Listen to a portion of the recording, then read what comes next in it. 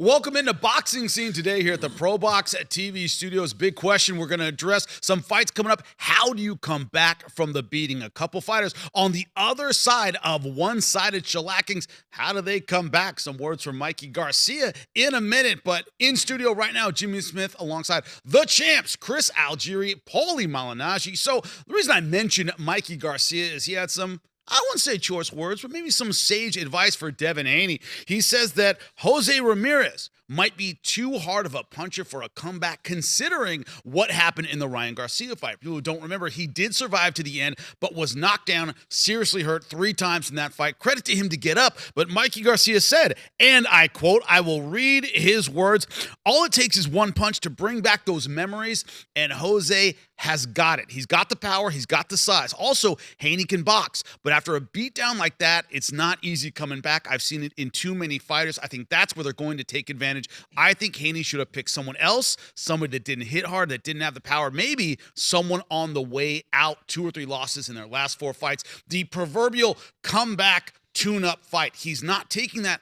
Guys, Tszyu fighting this weekend, he got shellacked by Murtaza Aliyev. So essentially, we're looking at the same story a couple times in the next couple months.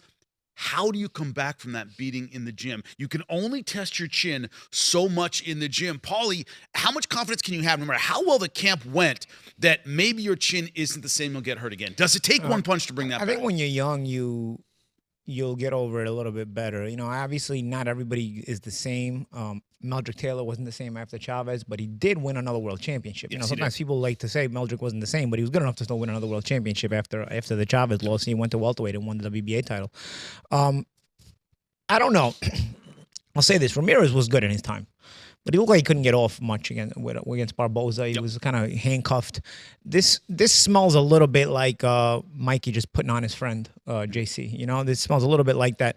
But nonetheless, he says all the right things. I mean, in essence, it kind of sells the fight because now it's like there's a little bit of intrigue. You know, because Haney likes to fight. You know, guys in rocking chairs, basically, a lot. He's built a resume on it. So it's not like this is any different than what he's done before.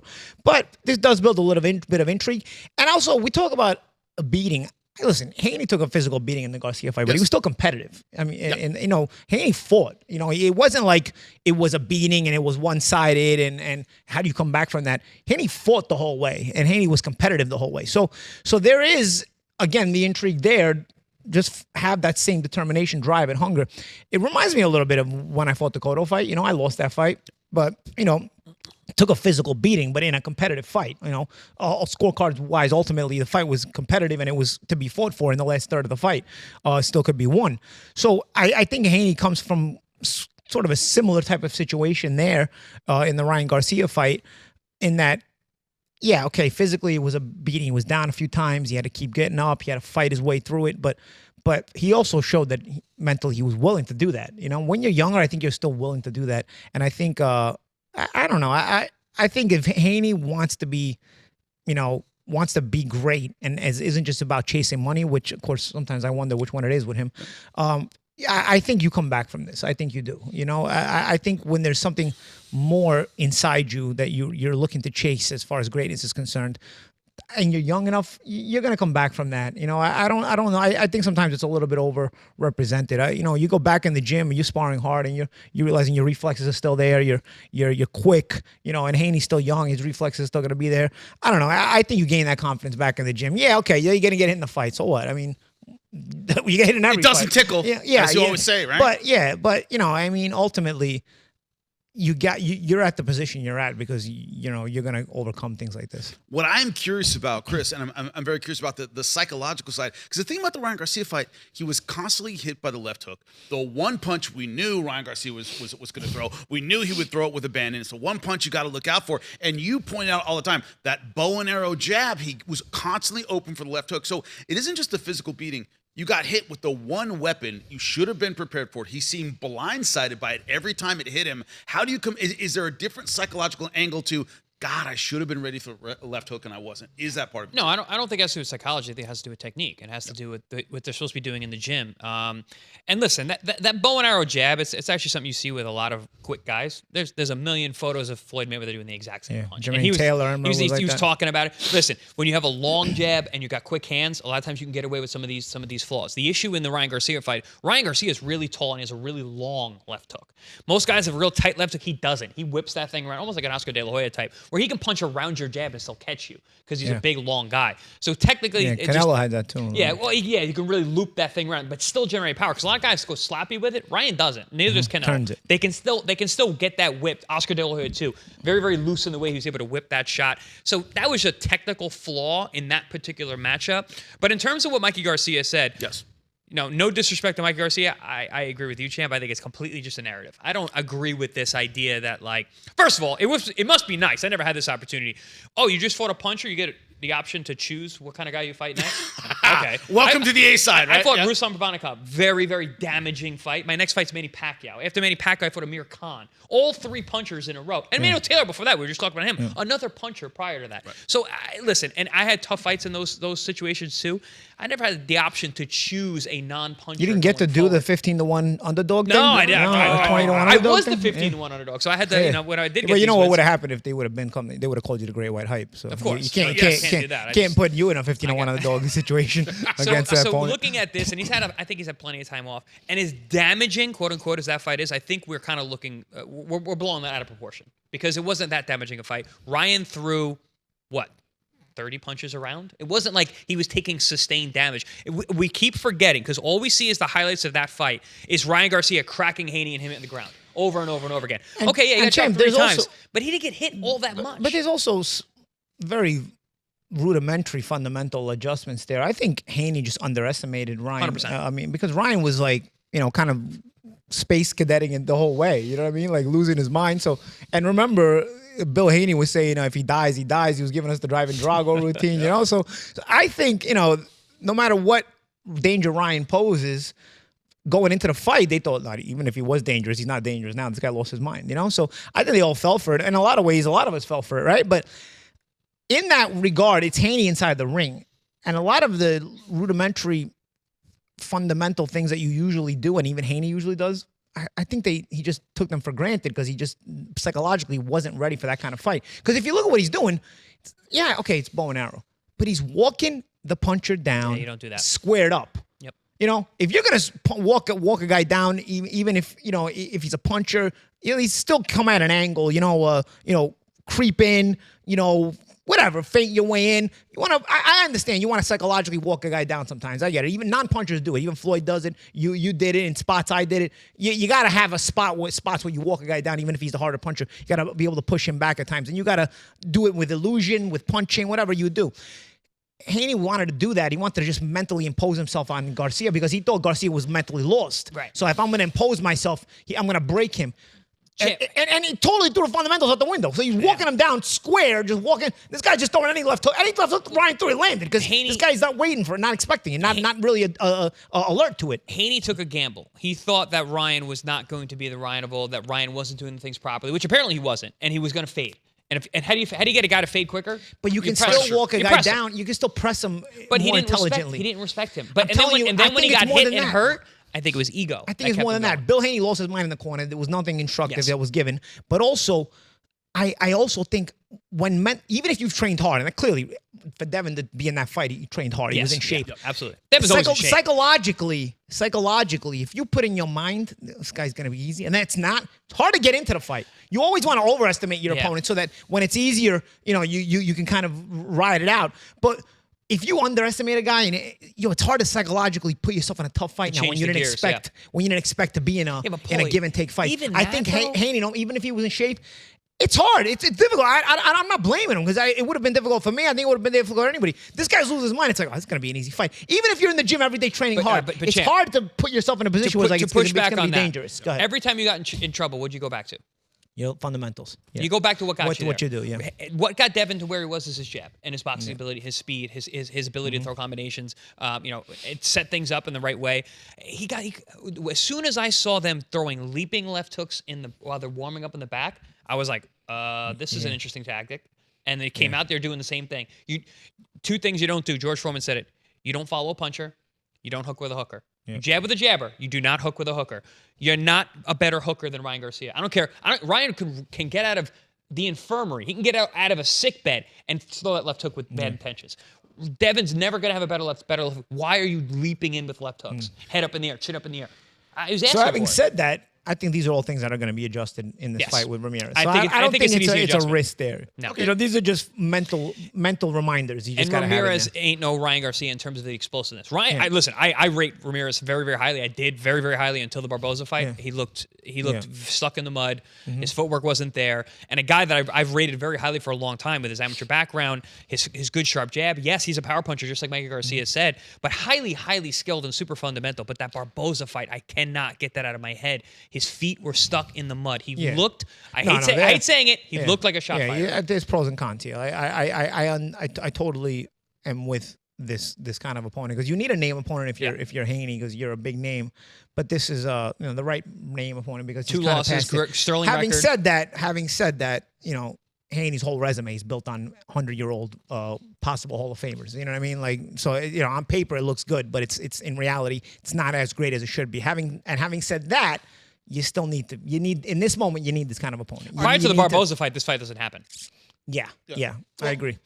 But there's going to come a moment where Haney is going to have to show that he can beat a top guy in his generation in his at his weight. Probably his very there. next fight. I mean, if we're honest, most of the lightweights got to show that. Gervonta Davis has to show that. I think eventually Keyshawn's gonna have to show that, but Keyshawn's just got there. Gentlemen, let's shift gears a little bit to a fight that's coming up this Sunday. Tszyu is fighting Joey Spencer. There was a problem with the judging. They replaced the judges. They did. Right? They made them international judges, so they bent. To I guess the will contract. Of, I guess it wasn't a contract. Could have been whatever the situation was. They want to salvage a fight. Right. They want to salvage a fight. They've adjusted they didn't like the judging. Replacing him. What? They didn't want Rafa replacing him? Apparently not. But it is going to be Joey Spencer versus Tszyu. Tszyu, no matter how you look at it, Murtazaliev housed him in his previous fight. Same discussion, guys, about a beating. How do you come back from that? Murtazaliev was a beating. Only 3 rounds. It wasn't an extended beating, but it was a short, brutal destruction. So do you see him behind the 8 ball a bit more than Haney? Because that's 2 in a row. But what's your thought on that and the psychology of coming back against a guy? Once again, Joey Spencer, not necessarily a knockout puncher, 11 knockouts and 19 wins. But is it a similar kind of psychologically? Are you taking a hard look at that first round and that first big punch? Definitely a much safer fight because Joey Spencer is at the level that he's at. I don't think he's been all that busy lately.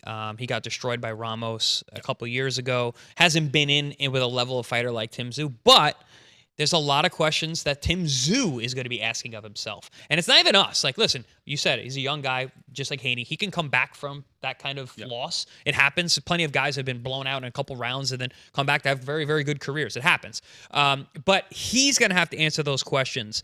And that's what training camp is for. It's going to be that first round. What's going to happen when that first punch hits you, that first jab catches you on your chin or hits you in your nose, and you get that little bit of feeling? Does your memory go back to, does that PTSD kick in, and you go back to, oh man, last time I was here, I got blown out, and I woke up and I asked what happened? Because literally, Tszyu asked what happened after the fight, because he really got blown out.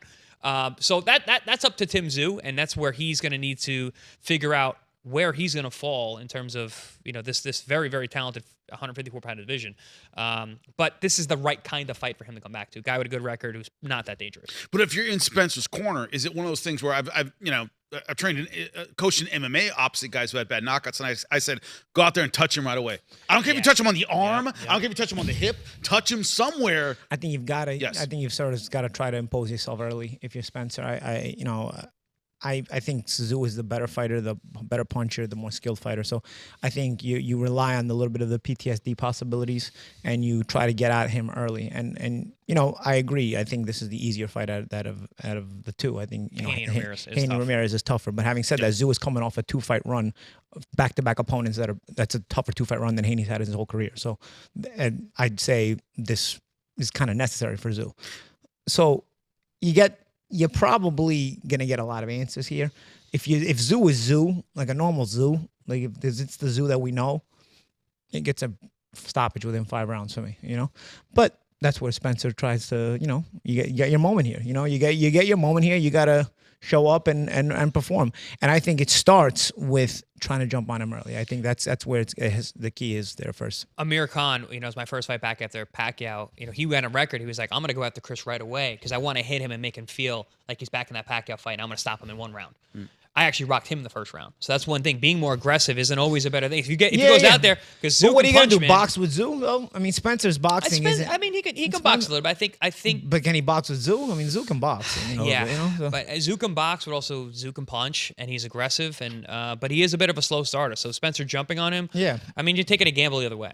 Yeah, listen, boxing's a game, right? Yeah, exactly. That's why we tune in, right? That's why we watch the fights. But the question I have is, by the way, when is this? Is this Sunday morning? It's like Sunday morning. Yeah, so Sunday morning. Sunday morning. I love those Sunday morning fights. It's nice, man. Get up, have breakfast, watch a fight. It's great. We're gonna be in Philly. Coffee and boxing. We're gonna be in Philly. Might be We're gonna flying be in the home. air actually. Probably. Might be flying when it happens. I'm flying home.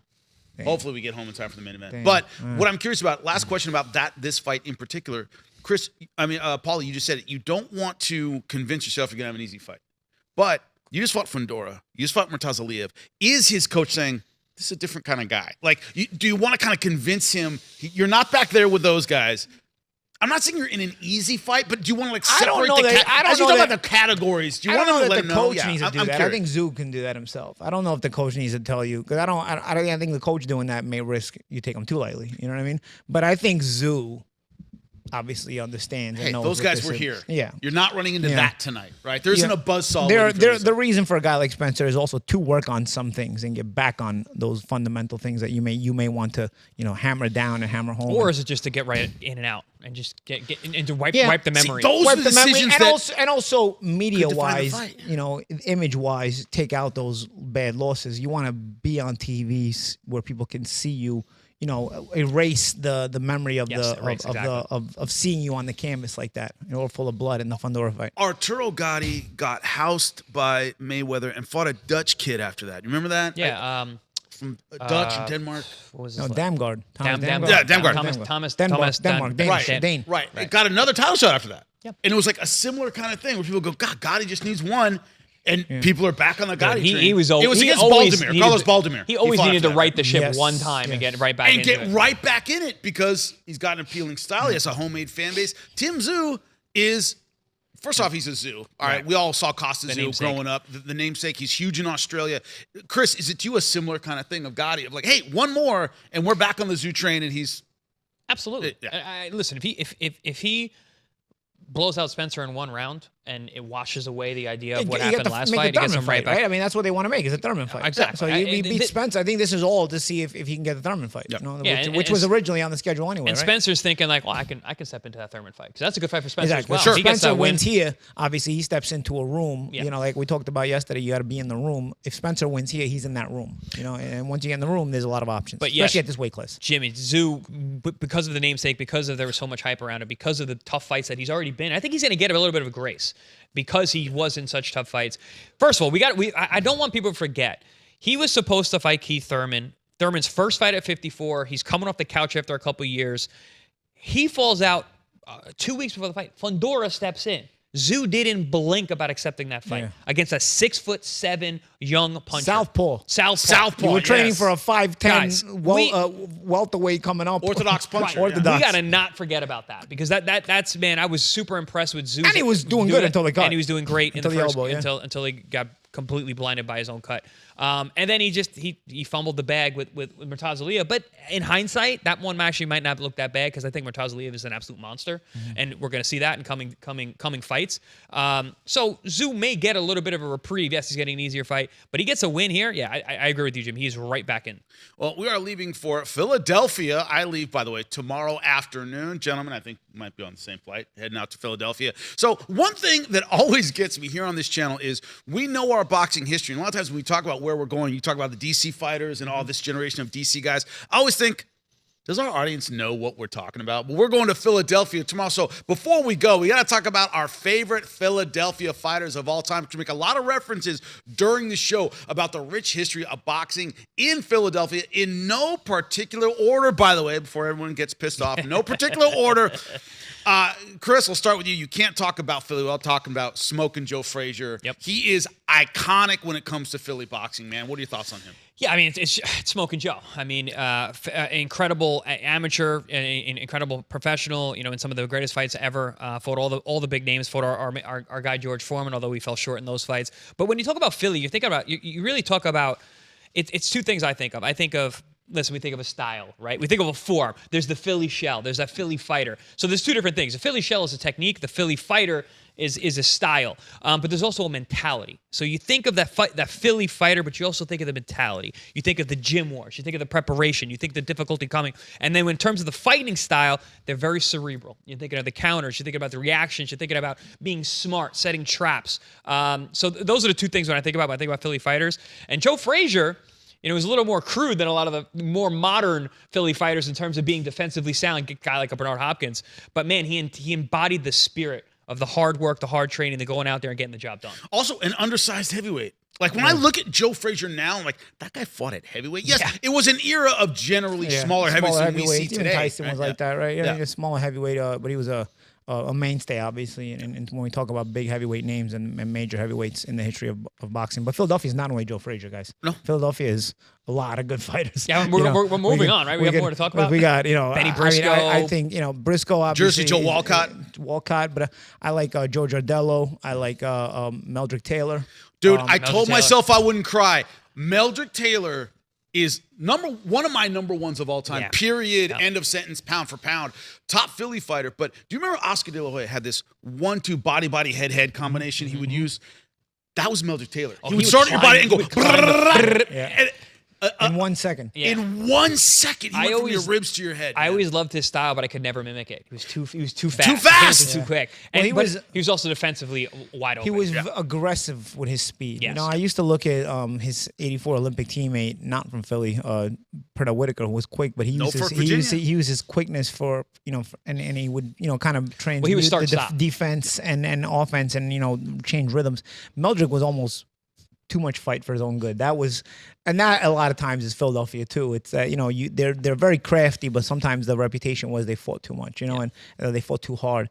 And Benny Briscoe, he was the epitome of that. And they wore it as a badge of honor. And honestly, Meldrick is a lot of people's. You got to be a real boxing fan to remember Meldrick. But if you're a true boxing fan and you remember Meldrick, and he's probably one of your favorites because that guy was so lights out to watch. I mean, speed, excitement, and like I said, forget it. A lot of speedy fighters can make the fight dull a little bit because they use their speed for defensive purposes. Meldrick was an absolutely offensive machine. And that's the reason why guys aren't combination punchers because you're open. Yeah. There's good fighters will shoot it down the middle. Yeah. Meldrick didn't care. He was so fast, and he would get hit, but it didn't matter because, like you said, he uses his speed for his offense. Yeah. And also, a little trivia for people who don't know, the title fight, the world title fight, where the two fighters were undefeated and combined for the most wins.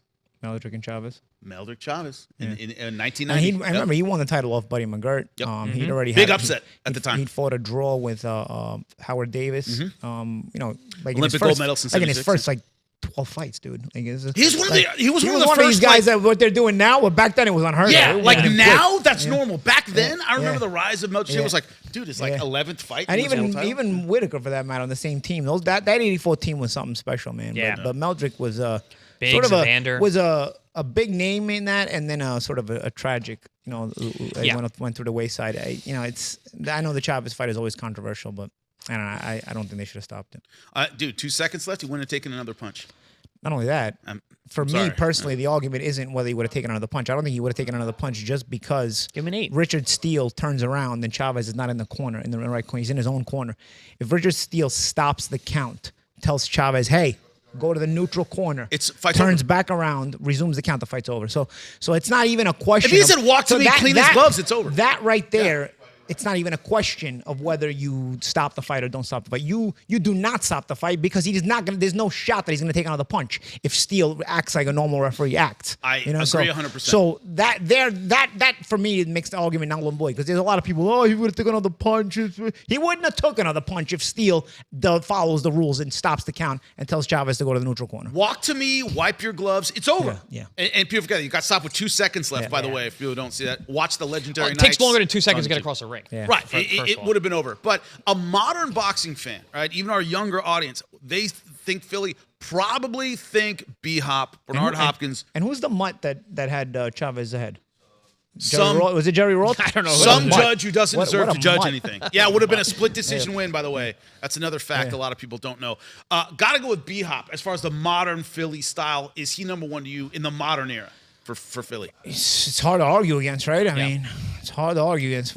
B-Hop has a long run, a very successful run, a very crafty In middleweight, run, which is a middleweight division, storied division. and different weight classes, not just middleweight, right? Yep.